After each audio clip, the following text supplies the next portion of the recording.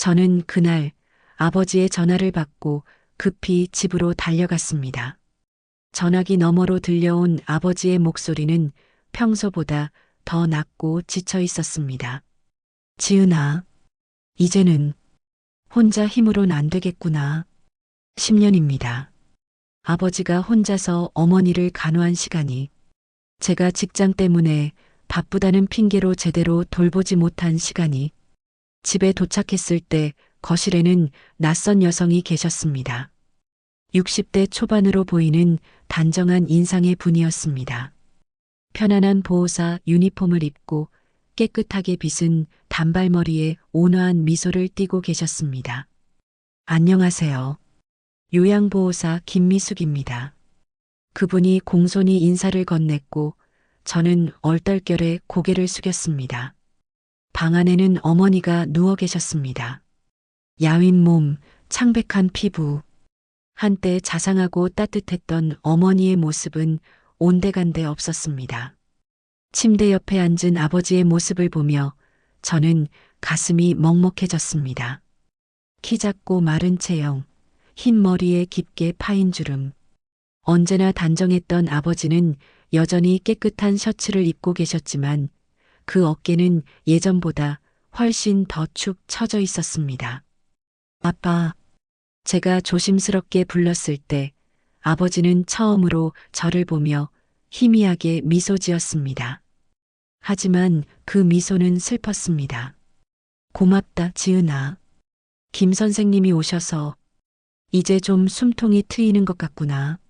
아버지의 목소리에는 안도가 섞여 있었습니다.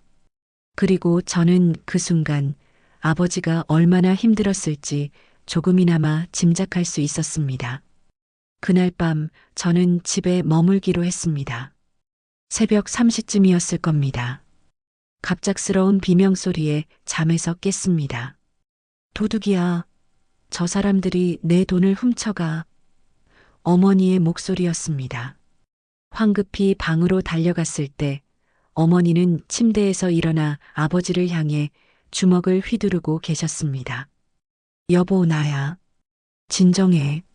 아버지가 어머니를 달래려 했지만 어머니는 아버지의 가슴을 마구 때렸습니다. 김 선생님이 재빨리 다가가 어머니를 부드럽게 안으려 했지만 어머니는 김 선생님의 팔을 핥히었고 피가 났습니다. 나요. 당신들이 내 돈을 훔쳐갔잖아. 1시간이 넘도록 어머니를 달래고 나서야 어머니는 다시 잠들었습니다. 거실로 나온 아버지와 김 선생님은 소파에 나란히 앉아 숨을 고르고 있었습니다. 김 선생님의 팔에서는 아직도 피가 조금씩 배어나오고 있었고 아버지의 셔츠는 찢어져 있었습니다. 하지만 두 분은 한마디 불평도 없이 그저 지친 표정으로 앞을 바라볼 뿐이었습니다. 선생님, 괜찮으세요? 제가 물었을 때 김 선생님은 고개를 저으며 괜찮아요. 이 정도는 이라고 말했습니다. 그리고 아버지를 힐끗 바라보았습니다. 아버지도 김 선생님을 보았고 두 사람은 말없이 눈빛을 나누었습니다. 그 짧은 순간 저는 묘한 기류를 느꼈습니다. 뭐라 설명할 수 없는 그런 것이었습니다. 며칠 후 다시 집을 방문했을 때 더 충격적인 광경을 목격했습니다. 어머니가 대변을 실수한 채로 집안을 돌아다니고 계셨던 것입니다. 아버지와 김 선생님은 어머니를 욕실로 모셨고 저도 따라 들어갔습니다. 왜 나를 벗기냐? 변태들. 어머니가 욕설을 퍼부으며 물을 뿌렸습니다. 김 선생님의 얼굴에 오물이 튀었지만 그분은 표정 하나 변하지 않고 묵묵히 어머니를 씻겼습니다. 아버지도 조용히 도왔습니다. 온몸에 묻은 배설물을 조심스럽게 닦아내며 50년을 함께 산 아내를 씻기는 아버지의 손은 떨리고 있었습니다. 샤워를 마친 후 저는 화장실 구석에서 혼자 눈물을 흘리는 아버지를 보았습니다. 등을 돌린 채 작은 소리로 흐느끼는 아버지. 저는 그 모습을 보고도 위로의 말을 건넬 수가 없었습니다. 무슨 말을 해야 할지 몰랐습니다. 점심 식사 시간이었습니다. 어머니가 갑자기 아버지를 빤히 쳐다보더니 물었습니다. 당신, 누구예요? 왜 남의 집에 들어와 있어요? 50년을 함께 산 아내가 자신을 알아보지 못하는 순간 아버지의 손이 떨리며 젓가락을 떨어뜨렸습니다. 어머니, 남편분이세요. 김 선생님이 재빨리 말했지만 어머니는 거짓말. 내 남편은 이렇게 늙지 않았어. 라며 고개를 저었습니다. 아버지는 말없이 자리에서 일어나 방으로 들어갔습니다. 저는 그 뒷모습을 보며 가슴이 무너지는 것 같았습니다. 그날 이후로도 어머니의 증상은 계속되었습니다. 어머니는 아버지와 김 선생님이 자신을 감시하고 물건을 훔친다고 확신했습니다. 숨겨둔 현금을 찾지 못하자 두 사람을 의심하며 집안을 뒤졌습니다. 실제로는 어머니 본인이 이불 속에 감춰둔 것이었지만요. 독약이지? 나를 죽이려고 하는 거지? 김 선생님이 약을 드리려 하자 어머니는 약을 바닥에 던져버렸습니다. 아버지가 팔을 잡으려 하자 어머니는 아버지의 팔을 깨물었습니다. 피가 났지만 아버지는 아무 말도 하지 않았습니다. 24시간 감시가 필요했습니다. 어머니는 가스레인지를 켜놓고 잊어버리거나 현관문을 열고 나가려 했습니다. 김 선생님이 잠시 화장실에 간 사이 어머니는 가위를 들고 자신의 머리카락을 자르기 시작했습니다. 놀란 아버지가 달려가 가위를 빼앗으려 하자 어머니는 왜 내 자유를 빼앗아? 라며 아버지의 얼굴을 핥히었습니다. 어느 주말 저는 예고 없이 집을 찾았습니다. 어머니는 낮잠을 자고 계셨고 거실에서는 아버지와 김 선생님이 나란히 소파에 앉아 있었습니다. 김 선생님이 아버지의 핥힌 상처에 소독약을 발라주고 있었고 아버지는 그녀의 손등에 난 멍을 조심스럽게 만지고 있었습니다. 아프셨을 텐데 미안합니다. 아버지의 목소리가 들렸습니다. 아니에요. 저도 이해해요. 김 선생님이 대답했습니다. 두 사람의 눈빛에는 말로 표현할 수 없는 무언가가 흐르고 있었습니다. 저는 그 모습을 보고 조용히 뒤로 물러났습니다. 방 안으로 들어와 어머니의 잠든 얼굴을 바라보았습니다. 10년간 아버지 혼자 이 모든 것을 견뎌왔다는 사실, 김 선생님이 없었다면 아버지는 무너졌을 거라는 사실. 하지만 아직 살아계신 어머니, 저는 혼란스러웠습니다. 어떤 게 아버지를 위하는 걸까? 어떤 게 엄마를 위하는 걸까? 어느 날 밤 어머니가 특히 심하게 난동을 부린 후였습니다. 복도를 지나다 김 선생님이 계단에 앉아 조용히 우는 모습을 발견했습니다.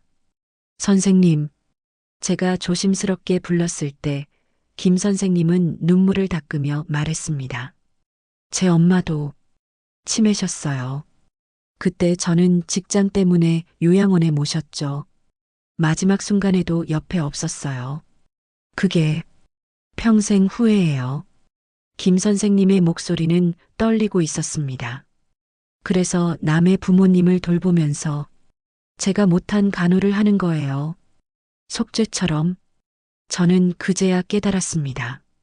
김 선생님에게 이 일은 단순한 직업이 아니었습니다. 자신이 하지 못한 간호를 대신하며 죄책감을 씻어내는 시간이었습니다. 그리고 아버지, 10년간 혼자 견뎌온 그 고통을 이해하는 유일한 사람이 김 선생님이었습니다. 두 사람은 서로의 상처를 이해하는 동반자였습니다. 하지만 저는 또한 알아챘습니다. 두 사람이 서로의 감정을 알아차리면서도 도덕적 선을 지키기 위해 애써 거리를 두고 있다는 것을, 필요 이상으로 말을 줄이고 눈을 마주치지 않으려 하고 절대 단둘이 있지 않으려 조심하는 모습들. 몇 주 후 병원에서 연락이 왔습니다. 일주일, 길어야 열흘입니다. 어머님의 기력이 거의 다하셨어요. 의사의 말에 저는 무너져 내렸습니다. 아버지는 아무 표정 없이 고개만 끄덕였고 김 선생님은 조용히 어머니의 손을 잡았습니다. 이상하게도 마지막 며칠 어머니는 난동을 부리지 않았습니다. 대신 침대에 누워 멍하니 천장만 바라볼 뿐이었습니다. 가끔 입술을 달싹이며 무언가 말하려 하지만 소리는 나오지 않았습니다. 아버지는 밤낮으로 어머니 곁을 지키며 그 손을 꼭 잡고 있었습니다. 여보, 나야. 알아들어? 하지만 어머니의 눈에는 아무 빛도 없었습니다. 사흘째 밤 제가 병실에 들어섰을 때 아버지가 어머니 침대 옆에서 작은 소리로 울고 있었습니다. 미안해. 미안해. 내가 제대로 지켜주지 못해서. 김 선생님이 조용히 아버지의 어깨에 손을 얹었습니다. 말은 하지 않았지만 그 손길에는 모든 위로가 담겨 있었습니다. 임종을 하루 앞둔 어느 오후 기적이 일어났습니다. 어머니의 눈이 또렷해진 것입니다. 선망처럼 찾아온 마지막 의식. 여보. 어머니가 아버지의 이름을 불렀습니다. 아버지는 믿을 수 없다는 듯 어머니를 바라보았습니다. 정수가, 나 알아봐? 응. 당신, 많이 늙었네. 어머니는 김 선생님을 바라보며 희미하게 미소 지었습니다. 고마워요. 우리 영감, 잘 부탁해요. 김 선생님은 고개를 저으며 어머니, 라고 말했지만 어머니는 손을 들어 아버지와 김 선생님의 손을 포개 놓았습니다. 그리고 저를 바라보았습니다. 지은아, 아빠 혼자 두지 마. 괜찮아. 저는 그 순간 깨달았습니다. 어머니는 모든 것을 알고 있었습니다. 치매로 혼란스러웠지만 남편이 고통받고 있다는 것, 누군가의 위로가 필요하다는 것, 그리고 자신이 떠난 후 남겨질 남편의 외로움까지도. 저는 어머니의 손을 꼭 잡고 눈물을 흘렸습니다. 다음 날 새벽 어머니는 조용히 숨을 거두었습니다. 마지막까지 손에 쥐고 있던 것은 아버지의 낡은 손수건이었습니다. 50년을 함께한 부부의 시간이 그렇게 끝났습니다. 장례를 치르는 3일 동안 아버지는 한마디도 하지 않았습니다. 김 선생님은 묵묵히 조문객을 맞이하고 음식을 준비하며 모든 것을 도왔습니다. 마치 가족처럼. 하지만 장례가 끝나자 김 선생님은 제게 조용히 말했습니다. 이제 제가 있을 자리가 아닌 것 같습니다. 김 선생님이 짐을 챙겨 떠나는 날 아버지는 말없이 현관에 서 있었습니다. 그동안 고마웠습니다. 고맙긴요. 제가 두 사람은 더 이상 말을 잇지 못했습니다. 김 선생님이 문을 나서자 집은 순식간에 공허해졌습니다. 그 후 몇 달 아버지는 매일 어머니의 빈자리를 바라보며 말없이 앉아있을 뿐이었습니다. 저는 주말마다 아버지를 찾아가 말을 걸었지만 아버지는 거의 대답을 하지 않았습니다. 밥도 제대로 먹지 않았고 점점 더 야위어 갔습니다. 아버지, 같이 산책이라도 하실래요? 괜찮다. 맛있는 거라도 드시러 갈까요? 됐다. 무슨 말을 해도 아버지는 고개만 저었습니다. 10년간 어머니를 돌보는 것이 삶의 전부였던 아버지에게 이제 아무것도 남지 않은 것 같았습니다. 저는 점점 더 무력감을 느꼈습니다. 딸로서 할 수 있는 위로에는 한계가 있었습니다. 아버지에게 필요한 것은 제 위로가 아니라 그 10년의 고통을 함께 이해하는 누군가의 존재였습니다. 하지만 저는 그럴 수 없었습니다. 어느 토요일 저는 반강제로 아버지를 집 밖으로 데리고 나왔습니다. 아버지, 장 좀 봐야 해요. 같이 가요. 아버지는 마지못해 따라 나섰습니다. 대형마트였습니다. 주말이라 사람들로 붐볐고 밝은 조명과 경쾌한 음악이 흘렀습니다. 하지만 아버지의 표정은 여전히 어두웠습니다. 채소 코너를 지나 과일 코너로 향하던 중이었습니다. 어머니, 이 사과가 좋을 것 같은데요. 익숙한 목소리가 들렸습니다. 저는 고개를 돌렸고 그곳에 김미숙 선생님이 계셨습니다. 한 노인분을 모시고 장을 보고 계셨습니다. 저보다 먼저 아버지가 김 선생님을 알아보았습니다. 아버지의 발걸음이 멈췄고 시선이 그쪽으로 고정되었습니다. 김 선생님도 저희를 발견했습니다. 잠시 놀란 표정을 지었지만 곧 조심스럽게 미소를 지으며 고개를 숙였습니다. 선생님, 아버지가 작게 불렀습니다. 그 목소리에는 몇 달 만에 처음으로 감정이 실려 있었습니다. 어르신, 김 선생님이 대답했습니다. 두 사람 사이에 어색한 침묵이 흘렀습니다. 저는 그 순간 아버지의 얼굴을 보았습니다. 몇 달간 어두웠던 표정이 조금씩 밝아지고 있었습니다. 죽어있던 눈빛에 희미하게나마 생기가 돌았습니다. 그리고 김 선생님의 얼굴에도 반가움과 안도가 섞인 표정이 스쳐 지나갔습니다. 저는 깨달았습니다. 아버지에게 필요했던 것은 바로 이것이었습니다. 그 고통을 함께 겪은 사람, 말하지 않아도 이해하는 사람. 제가 아무리 노력해도 줄 수 없었던 위로를 지금까지 저는 막연히 반대해 왔습니다. 어머니에 대한 예의가 아니라고, 너무 빠르다고, 아직은 안 된다고. 하지만 이 순간 아버지의 달라진 표정을 보며 저는 마음을 바꿨습니다. 어머니의 마지막 말이 떠올랐습니다. 아빠 혼자 두지 마. 괜찮아. 선생님, 제가 입을 열었습니다. 김 선생님이 저를 보았습니다. 저희 저녁 먹으러 가려고 하는데요. 혹시 시간 되시면 함께 하시겠어요? 김 선생님은 놀란 표정으로 저를 바라보았습니다. 그리고 아버지를 보았습니다. 아버지는 아무 말도 하지 않았지만 그 눈빛에는 따뜻함이 담겨 있었습니다. 김 선생님의 눈가에 눈물이 맺혔습니다. 제가 가도 될까요?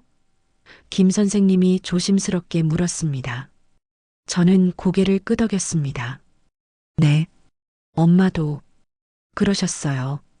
아빠 혼자 두지 말라고.